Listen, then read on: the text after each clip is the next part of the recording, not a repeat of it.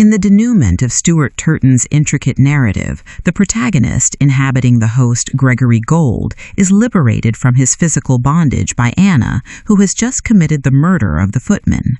This act of violence, a necessary evil within the oppressive ecosystem of Blackheath, ensures the survival of two other hosts, Rashton and Darby, and underscores the interconnectedness of the characters' fates.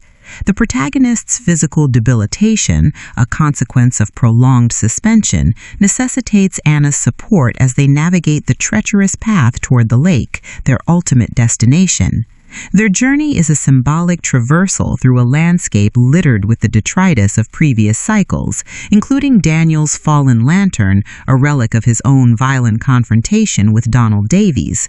The protagonist, eschewing further bloodshed, directs Anna to intervene with a cryptic message, 7:12 a.m., a final, enigmatic instruction that seals Daniel's fate without requiring his own witness.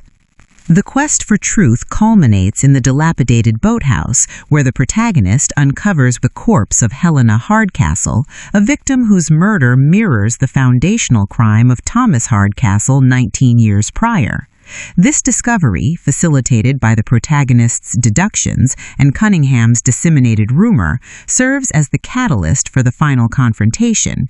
The arrival of Madeleine Aubert, who discards her servile facade to reveal herself as the true Evelyn Hardcastle, marks the apex of the narrative's tension.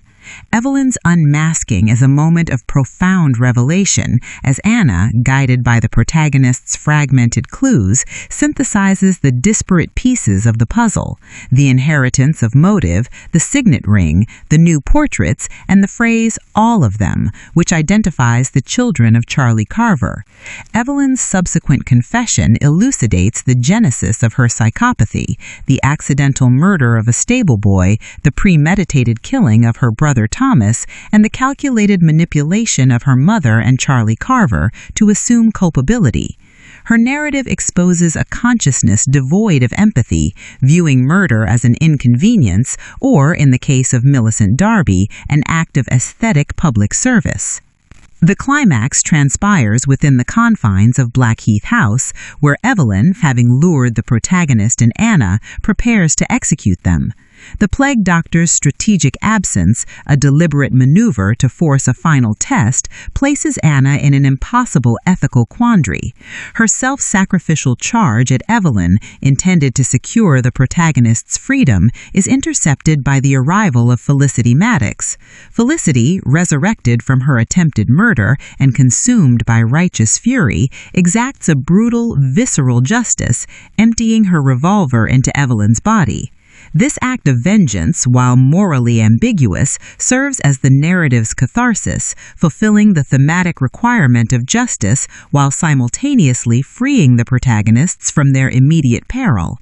The plague doctor's subsequent intervention confirms their liberation, acknowledging that their choices, Anna's altruism and the protagonist's relentless pursuit of truth, have merited their release from the purgatorial cycle of Blackheath.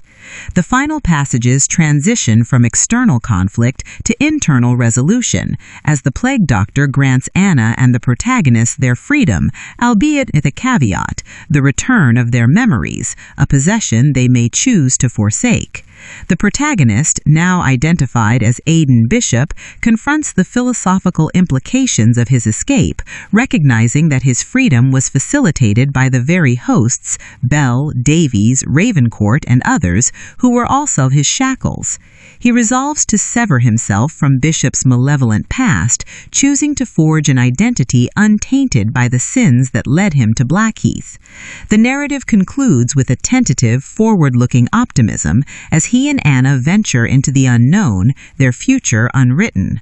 Turton's resolution posits that redemption is not an absolution of past crimes, but a conscious daily choice to pursue a better self, transforming each subsequent day from a source of dread into a promise of moral and existential renewal.